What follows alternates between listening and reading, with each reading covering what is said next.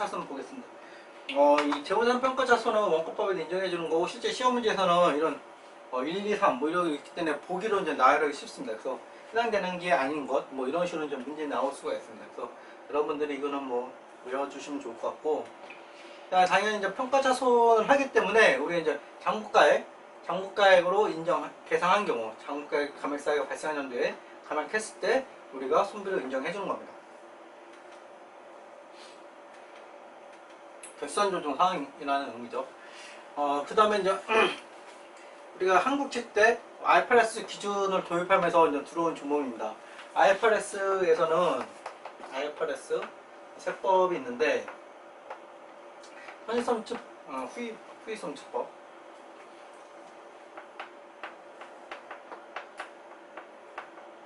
후위성측법 인정하지 않습니다. 세법은 여전히 인정하고 있고, 그래서 기존에 IFRS 도입 전에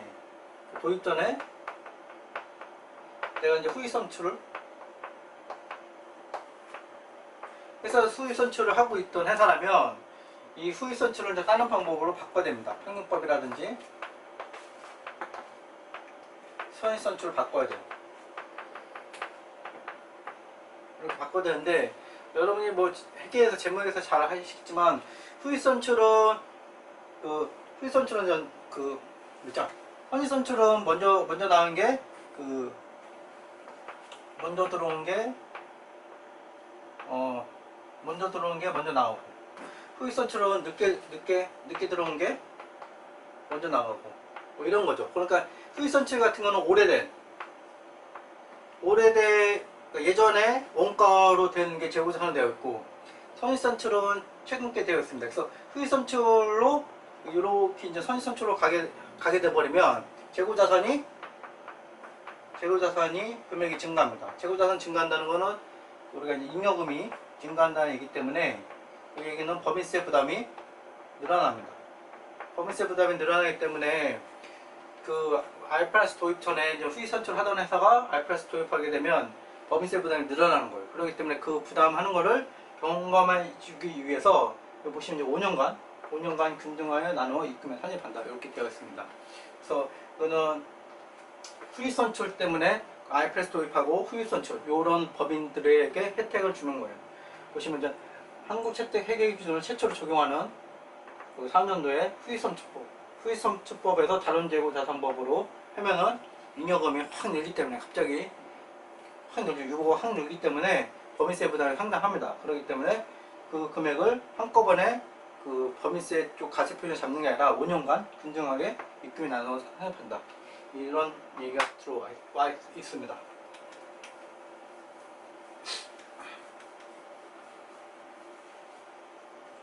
그 다음은 이제 일반적인 얘기죠.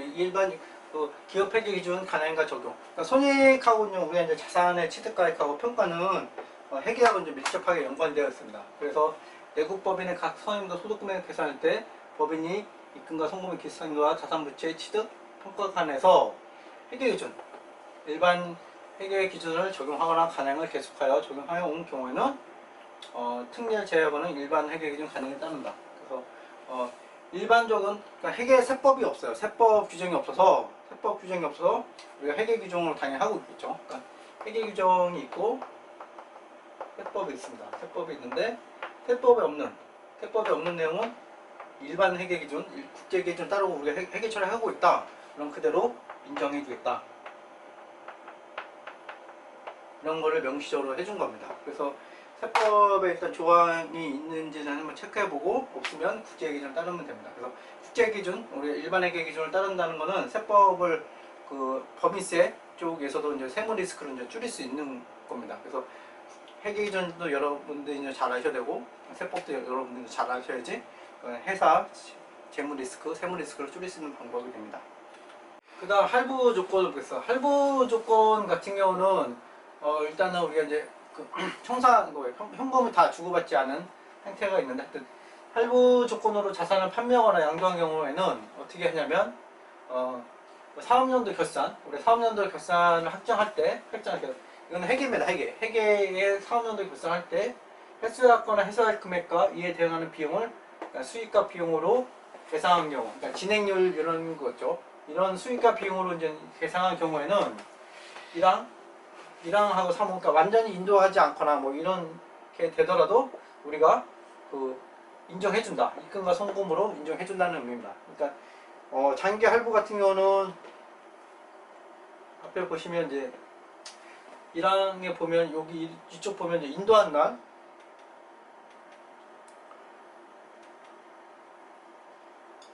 앞에 또 사업의 양도, 상품의 양도에서도 보면 우리가 이제 청산한다. 그 등기하고 이런 것들이 있는데 이런 거에 관계없이 결산 확정할 때 수익 인식, 진행률 기준으로 뭐든 하여튼 특정 기준으로 수익 인식하고 비용을 계산하면 인정해 준다. 이런 걸로 되어 있습니다. 예외적인 걸로 되어 있고. 그러면 그렇죠. 이제 중소기업 같은 경우는 보시면 이제 계산하지 않아도 해당 비용을 각각 입금과 송금에 산입할 수 있다. 그러니까 회계 처리하지 않아도 중소기업 같은 경우는 입금과 송금에 산입할 수가 있습니다. 예외적으로 이제 허용해 준 거고, 그냥 진행 기준 이런 것도 하기 어렵기 때문에 편의성을 가진 겁니다. 그 다음에 이제 인도일 이전에 회수했던 회수할 금액이 인도일 이전에 이미 돈을 주고받은 경우도 있잖아요. 그렇다면은 인도일에 회수한 것으로 보는 겁니다. 인도일에 회수한 걸로 보기 때문에 그러니까 우리가 수익 인식 기준을 좀 약간 뒤로 미치는 거죠. 법인 장기 할부 기간 중에 이제 폐업한 경우는 폐업일 현재 입금에 산입하지 않은 금액과 이에 대응하는 비용은 폐업일에 속하는 사업연도 입금과 송금을 각각 항해합니다. 무슨 말이냐면 이제 전체적인 계약 금액이 있는데 요게가 이 정도 부분이 이미 인식했고 이 부분은 아직 인식하지 않은 거예요. 근데 이때 폐업을 했다. 폐업을 하면 이 부분을 폐업일에 이제 인식해서 그 세금을 다 신고를 하는 겁니다. 이 얘기입니다. 이제 장기 할부 조건, 시험 문제에서는 장기 할부 조건이라는 말이 안 나오는 경우가 있습니다. 좀 어렵게 내는 경우는 이제 장기 할부 조건이라는 말이 안 나오고 장기 할부 조건을 알려줄 수 있는 그런 문제로 나옵니다. 그래서 장기 할부 조건이라는 거는 보시면 이제 수익 금액을 월 하여튼 연 2회 이상으로 분할하여 수입하는 거죠. 이런 식으로 그냥 되어 있습니다. 그래서 기간이 1년 이상인 거. 요걸로도 그냥 말장난 많이 해줘. 1년 이상인 걸로 해야 되고 1년 미만은 장기가 아닌 거고 1년 이상인 거고 2회 이상 분할을 해서 요 조건을 시험 문제에 줍니다. 그러니까 장기 할부 조건으로 우리하고 계약을 했다 이렇게 주면은 좀 시험 문제인데 그런 말이 안 나오고 계약 조건은 이렇습니다. 이렇게 나오는 경우가 이제 많습니다. 그래서 여러분들이 장기 할부 조건이란 이런 조건을 좀 아셔야 됩니다. 그다음에 이제 매출 할인 같은 경우는 우리가 이제 우리가 실제 물건을 사고 팔 때 하는 경우도 있지만 나중에 일정 기간 후에 또 매출이 다 끝난 다음에 매출 할인 하는 경우가 있습니다. 그렇기 때문에 세법에서는 매출 할인하는 경우는 약정에서 지급기일이 속하는 사업연도에 매출에서 하는 겁니다. 실제로 2021년도에 매출했지만 이런 약정 이런 것 때문에 2022년에 요에 관련된 매출에 관련된 매출 할인이 이때 이제 결정될 수가 있습니다. 그러면 실제 매출은 21년도에 됐지만 우리 매출 할인은 2022년에 되는 겁니다. 이게 그 얘기입니다. 그래서 매출 할인을 하는 경우는 상대방 약정에 의해서 지급기일에 속하는 사업연도 매출에서 차감한다. 그러니까 다를 수가 있는 거예요. 그래서 실제로 이때 우리가 이제 매출 하나도 없었다 2022년도에 그러면은 매출 할인만 있을 수도 있는 겁니다. 극단적으로 얘기하면 실제로 우리 세금계산서라든지 이런 기준도 다 요 기준을 하고 있어요. 여러분들이 이제 부가세를 이제 보시면 좀 부가세하고는 거의 똑같습니다. 그 다음에 우리가 장기 할부 조건 같은 경우는 우리가 현재가치 할인차금 있는데 현재가치 할인차금을 각각 우리가 인정해 줍니다. 상관 할인차금을 기업이 정하는 바에 따라 할인판 금액을 각각 사업연도 인정해 준다는 거고.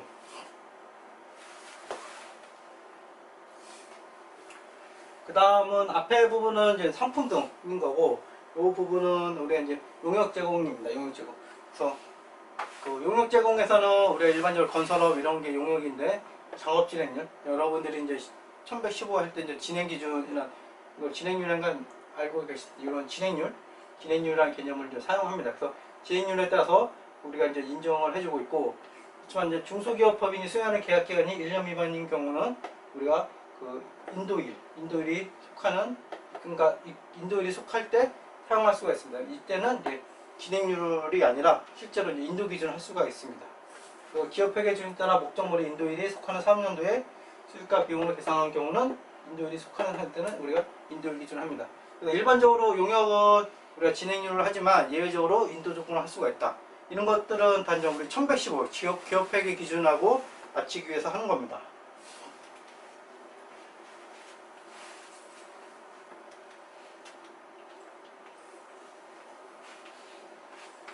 그 다음 이자 소득 보겠습니다. 이자 소득. 이자 소득은 우리 이제 많이 이자 소득 관련해서 우리가 소득세법에서 많이 규정되어 있습니다. 소득세법에서 규정되어 있고, 그래서 소득세법에서 정하는 수입식에 해당하는 날이 속하는 사업연도에 수입 인식을 합성하는 거고, 결산을 우리 확정할 때 이미 경과기간에 대응하는 이자 및 할인액을 이제 우리 해당 사업연도의 수익으로 인식한 경우에는 그 사업연도의 입금을 인정해준다. 그러니까 결산 이미 경과기자 발생이자라고 우리가 하는데, 그 발생 기준으로 인식한 것도 회계에서 인정해주면 세법에서 그대로 인정해줍니다. 이거는 이제 우리가 세무조정의 편의를 봐주는 거죠. 실제로 이제 수입하는 수입식에 해당하는 날인데, 이제 발생 기준에 따라서 이제 미수 이자 같은 걸 잡으면은 세법에서도 미수 이자에 대해서 그대로 인정해주는 겁니다.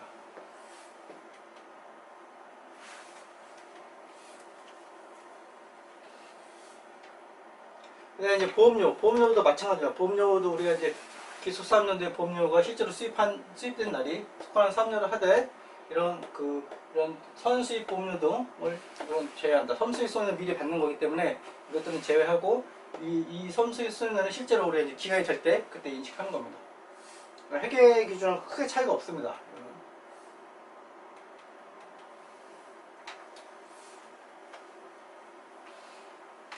임대료 보면, 임대료도 우리가 결산을 확정함에 이미 경과한 기간에 따라서 대응하는 임대료 상당할까, 이에 대응하는 비용을 사업연도의 수익과 손비로 계산한 경우, 이것도 똑같은 겁니다. 발생 기준으로 우리가 실제로 돈 안 받았지만 발생 기준으로 우리가 그 임대료를 인식하면은 그대로 인정해주겠다, 그런 의미입니다.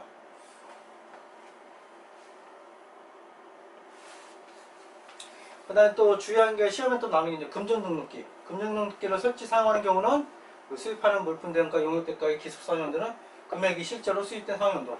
무슨 말이냐면, 실제 금융등록기는 일일이 할 수가, 언제 하냐면, 그 금액이 실제로 수입된 금액이 이제 실제로 이제 우리가 이제 끊을 때 그때 인정해 준 겁니다. 이것도 이제 편의를 봐준 거죠.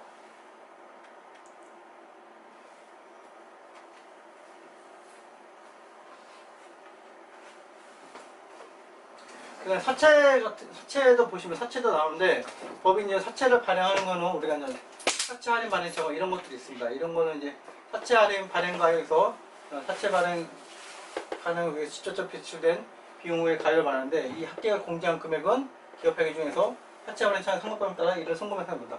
이 얘기는 기업회계 기준을 그대로 인정해준다. 회계 기준 인정 해줍니다. 실제로 이제 이 세법의 그 문구가 여러분들 보시면 기업회계 기준하고 거의 똑같은데, 이게 조문이 이제 옛날에 만들어진 조문이에요. 그래서 이제 발생 기준처럼 회계 기준처럼 되어 있지만, 이 표현이 여러분들이 처음 읽을 때는 그 회계 기준과 달리 느껴질 수가 있습니다. 그렇지만 거의 그 회계 기준하고 거의 동일하다고 보시면 돼요. 다음 우리 개발비 보겠습니다. 개발비는 일반적으로 우리가 이제 그 자산인데 우리 손익 쪽에 나온 이유는 이제 그 개발비가 이제 우리 하다가 실패하는 경우가 있어요. 실패할 때 이제 송금으로 인식해야 되는데, 보시면 개발을 취소한 경우에는 다음 요건을 충족할 때, 모두 충족할 때 우리가 송금에 산입을 해준다는 거고, 그래서 이제 그 개발비를 계산하다가 이제 취소하기 때문에 어떤 개념에는 보시면 이제 해당 개발비로부터 우리가 이제 계산한 결과 식별할 수 없을 것. 당연히 식별할 수 없어야지 개발을 이제 그러니까 개발이 안 되는 거잖아요. 이런 그다음에 해당 개발비 전에 손비로 계산, 이게 중요한 거죠. 일단은 기업 회계 기준 이런 거를 여러분들이 딱 느끼실 때 해당 개발비를 전에 손비를 계상할 거. 이거는 그냥 기업회계 기준, 기업회계 기준을 인정한다. 기업회계 기준을 따르겠다는 겁니다. 그래서 기업회계 기준도 뭐 이렇게 회계 처리하는 거기 때문에 뭐 막 하는 거 아니잖아요. 회계 회사가 막 하는 게 아니라 어떤 기준에 의해서 하기 때문에 그 개발비를 잡다가 그 회사가 어떤 사유를 위해서 이런 걸로 이제 중단하거나 그러면 개발비를 취소를 하겠죠. 그러면은 그대로 인정을 해준 겁니다. 실제로 회사에서 이제 개발비를 그 자산을 하다가 그 잡은 거를 손비로 인정하는 경우는 많잖아요. 왜냐하면 그 회사의 이제 손익이 이제 나빠지고 그 다음에 개발하던 게 실패됐다는 거는 대외적으로 그 회사의 이제 개발적인 좀 프로세스하고 제품 나중에 이제 미래 수익도 문제될 수 있다는 거 그런 신호기 때문에 실제로 회사에서 이제 개발비를 전액으로 손비 잡는 거는 쉬운 게 아니에요. 그렇기 때문에 이런 것들은 웬만하면 이제 인정해주겠다 이런 지시가 있는 겁니다. 그다음 이제 계약의 목적물을 이제 인도하지 아니하고 목적물의 가입 변경에 따른 차액을 금정으로 정산하는 파생상품 거래 손익은 우리 이제 대금급제일이 속하는 사업연도에 입금과 송금을 한다. 그래서 지금 계속 보고 있지만 임대료 쪽 보고 있지만 우리가 이제 여러분들이 좀 아셔야 될 게 이제 우리가 수익 인식 기준 1115 같은 우리 회계 기준은 이제 이렇게 이제 거래별로 나랩이 되어 있잖아요. 예전 기준서에는 우리가 수익 인식 기준을 거래 유형별로 뭐 임대료는 이때 인식하고 이자 수익은 이때 인식하고 용역은 이때 인식하고 이런 식으로 이제 거래 기준별로 이제 나래비를 세웠었는데 1115로 가면서 일반화했어요. 수익 인식 기준을 일반화했고 그렇지만 세법은 과거에 거래 유형별로 손익 인식 기준을 손익 기속 시기를 잡았던 걸 그대로 체계를 유지하고 있습니다. 그래서 회계를 이제 여러분들이 이제 회계만 보던 친구들은 이제 어민세법에 이제 손익의 기속 사업량도 볼 때 좀 거래유형별로 쪼개지니까 낯설 수가 있는데 요 하나하나가 다 의미가 있기 때문에 여러분들이 하나하나별로 다 알고 있어야 돼요. 보시면 이 파생상품 이런 거는 이 법조문이 있는 거예요. 그래서 이 법조문을 보실 때 어떤 거래 유형이 있고 이 거래 유형에 관련된 법조문이 있는지를 찾아보고 이게 없으면 일반적인 걸로 가는 겁니다. 그래서 무슨 말이냐면 아까 부동산 같은 경우도 이제 우리 상품 등에서 이제 부동산을 제외한다 뭐 해서 이제 나왔고 그 다음에 이제 부동산을 제외했으면 이제 부동산에 대해서 어떻게 수익 인식 기준이 있는지를 써줘야 되는데 부동산에 대해서 써주지가 않고 상품 외의 자산의 양도 이런 식으로 이제 포괄적으로 되어 있어요. 그러면은 이 부동산은 그쪽에 가서 찾는 거예요. 그래서 여러분들이 그 시험 문제 볼 때 아니면 객관식 문제 볼 때 처음에 여러분이 낯설어할 수가 있어요. 그러니까 실제로 이런 사례에서만 딱 보면 되는데 이 사례 없는 것들은 그 외로 보는 거예요. 그 외로 가서 이제 보시면 됩니다.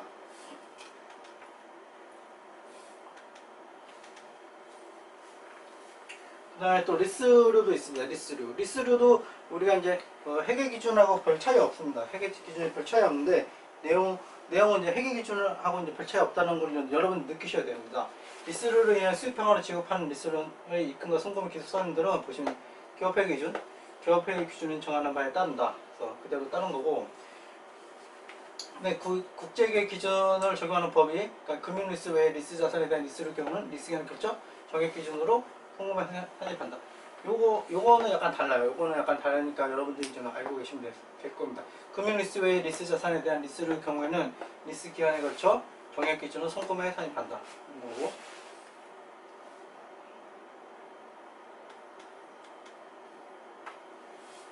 다음 이제 41조 자산의 취득가액 되겠습니다. 자산의 취득가액은 이제 우리가 이제 자산의 이제 우리가 40조는 손익이기 때문에 손익주에서 주로 이제 입금 관련된 거 본 거예요. 자산을 팔 때 입금이 되고 대응되는 게 또 원가를 나가니까 송금 이런 식으로 이제 손익의 기속 사용 연도로 본 거고 지금은 우리가 이제 자산을 사는 입장 40조는 매출자 입장에서 본 거고 41조는 지금 우리가 하는 41조는 매입자 입장에서 보는 겁니다. 내 입장에서 있어서 보는 거고, 회계랑 크게 다르지 않아요. 회계랑 크게 다르지 않은데, 마찬가지로 세법은 항목별로 다 쪼개서 있습니다. 항목별로 쪼개서 있다는 게 좀 다른 거고, 기본적으로 우리가 이제 회계사 마찬가지로 이제 매입가액이 있고, 매입 부대 비용이 있습니다. 매입가액이 있고,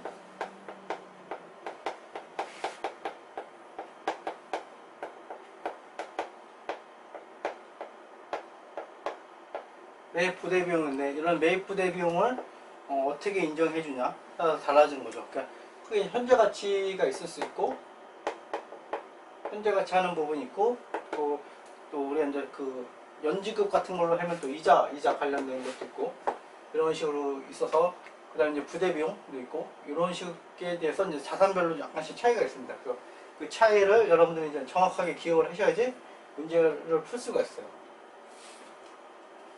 그다음 이제 자산의 취득가액은 기본적으로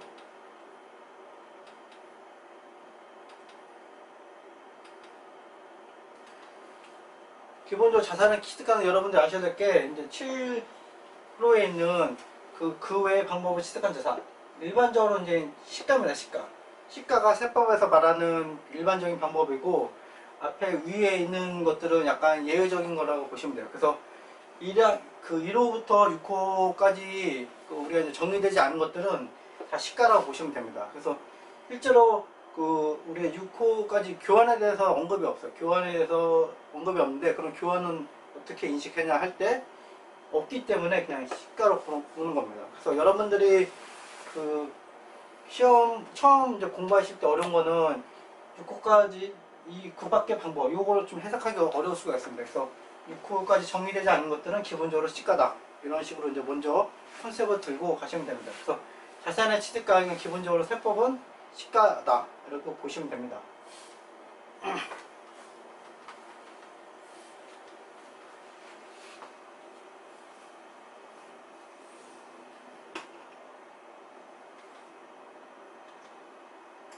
그 41조 보시면 타이어부터 매입한 자산, 자가 창출도 있는데, 타이어부터 매입한 자산이 1호고, 두 번째가 이제 자가로 되어 있습니다. 그 다음에 세 번째가 이제 그 밖에, 그러니까 타인으로 매입한 거, 자가도 있고, 그 다음에 이제 여러 가지 합병학 이런 분할, 이런 복잡한 게 있을 수 있죠.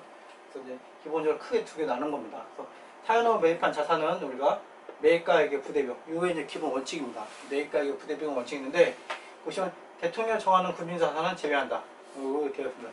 이 금융자산 제외하는 이유는 우리가 이제 금융상품, 회계 기준에서 말하는 금융상품 할 때, 금융상품의 인식, 우리가 이제 취득가액이 기본적으로 이제 공정가치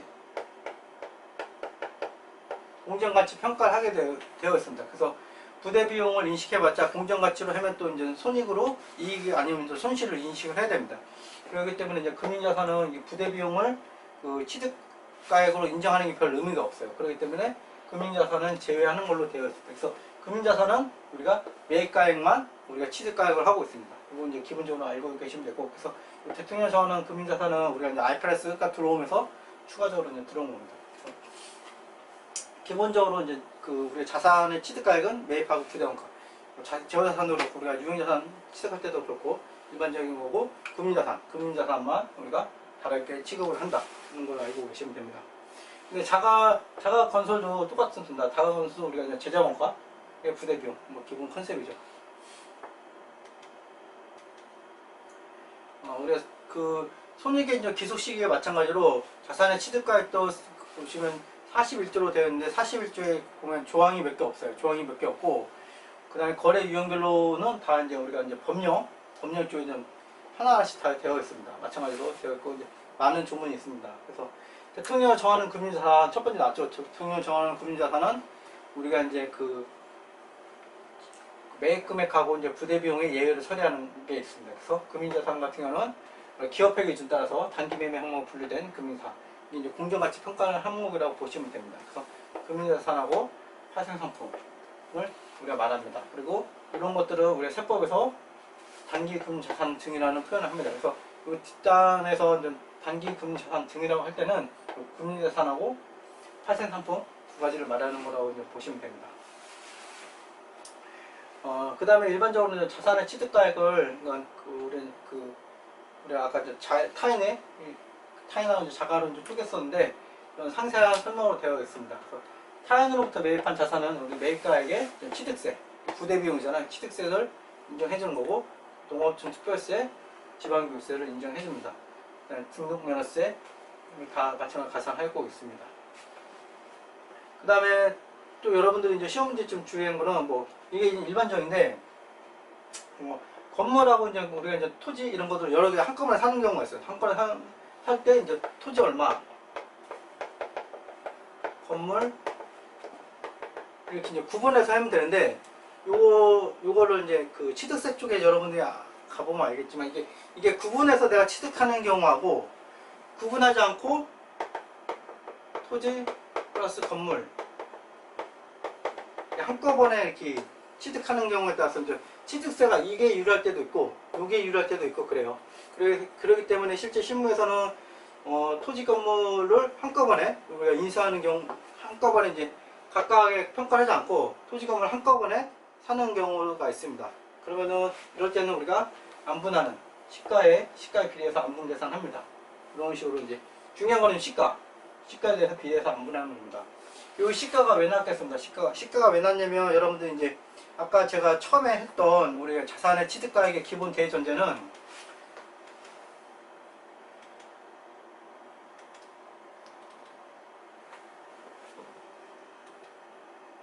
여기 이제 7호에 있는 것처럼 우리가 시가가 기본 컨셉입니다. 시가가 기본 컨셉이기 때문에 우리가 배분할 때도 시가에 비례해서 배분하는 거예요. 그래서 여러분들이 이제 세법 조문을 볼 때 이런 큰 틀을 잡고 하나하나씩 적용하시는 게 이해하기 쉽습니다. 이 시가가 나온 이유는 다 그런 거예요. 그러니까 세법이 기본적으로 쳐다보는 게 시가입니다. 시가.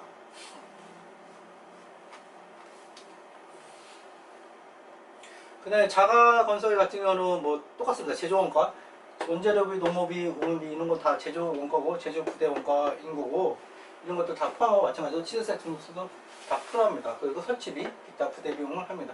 그래서 이런 회계랑 거의 비슷하다고 보시면 돼요. 이게 표현은 이렇게 했지만 회계랑 거의 비슷하다고 보시면 됩니다.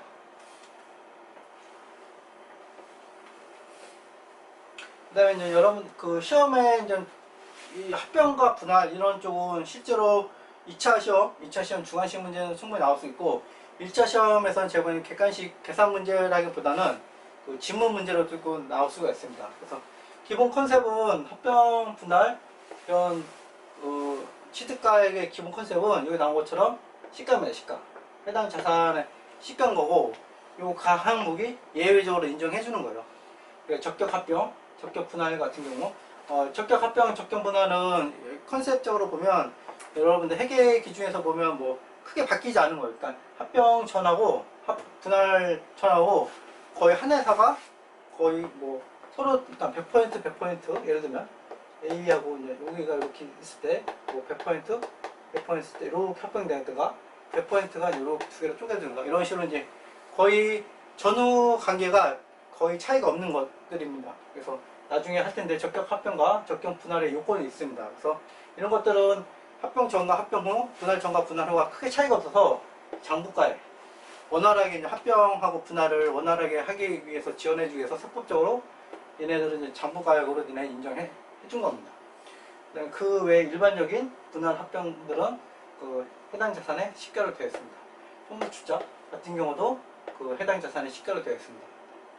요 현물 출자인 경우는 그 자산을 받는 경우, 그러니까 현물 출자를 하고 주식을 받잖아요. 이것들은 현물 출자, 자산을 양도해 주는 거에 대해서 안 하는 겁니다. 그래서 해당 자산의 시가로 되어 있습니다. 네, 이제 물적 분할하고 분할법인이 취득하는 주식 등의 경우는 물적 분할한 순자산의 시가로 되어 있습니다. 그래서 이런 기준을 이제 아시면 될 것 같고.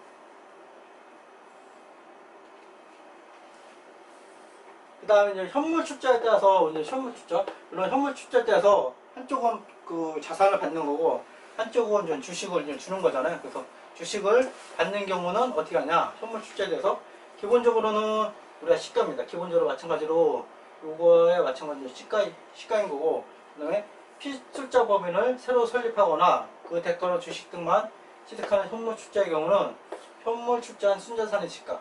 왜냐면 그러니까 신설법인 같은 거는 주가를 새롭게 뭐 평가하기 어렵잖아요. 평가하기 어렵고 신설법이 아닌 경우는 평가를 할 수가 있잖아요. 그 회사의 재무제표가 있고 평가를 할 수가 있습니다. 평가를 할 수가 있기 때문에 주식을 평가해서 시가를 하라는 거고, 신설법인 경우는 우리가 평가를 할 수 있는 재무제표가 없잖아요. 없기 때문에 이런 처음에 이제 현물 출자했던 그 자산의 시가를 그대로 와서 현물 출자한 순자산의 시가로 주식을 인정해 주는 겁니다. 그래서 요거는 좀 정확하게 알고 계시면 좋겠습니다. 무슨 말이면 현물 출자에 우리가 주식을 받는데 현물 출자 때 주식을 받은 회사가 신설법입니다. 그러면 주식 평가할 게 없으니까 내가 준 자산의 시가를 하는 거고, 그 현물 출자한 법인이 신설법인이 아니고 기존에 막 운영하던 법인이다. 그럼 그 회사를 평가할 수 있기 때문에 그 회사를 평가한 주식의 시가로 하는 겁니다.